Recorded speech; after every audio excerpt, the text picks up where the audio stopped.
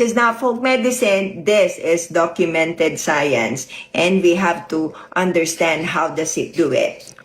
Have you heard that some of the doctors, holistic doctors, they use baking soda to help their clients who are suffering with cancer? So let me tell you about this, about baking soda. It's also known as sodium bicarbonate. It's the same white substance that you see in your kitchen that you use for all of your household chores. And this is the same substance that modern labs are now dissecting for how it reshapes the cellular environment that governs inflammation, immunity, and even cancer behavior. So this is not folk medicine, this is documented science, and we have to understand how does it do it. So your cells, they do not live in isolation. They communicate with one another. They perform a specific function, and they do it in unison. So one of the most powerful forces in that neighborhood is your pH. And acidity is not a side detail. It is a biological signal.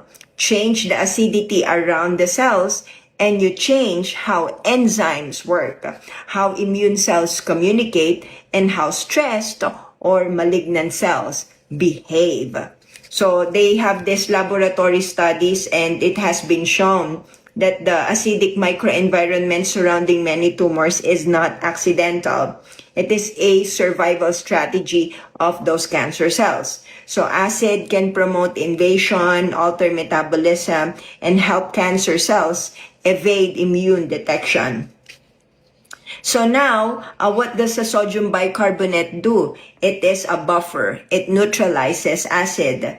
In controlled laboratory and animal studies, scientists have explored whether altering systemic or local pH can influence biological responses. Okay, and this is what they found out. Some experiments demonstrate that modifying acidity can change cancer cell growth patterns and metastatic potential in model systems. So if you're interested with this, I'm going to tell you the PMID. It's 1870831 and 2087607 because this is really long. And I want everyone to know, if you have cancer, look at this study.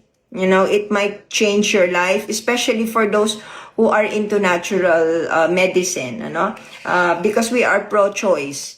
And look at this study. Bye.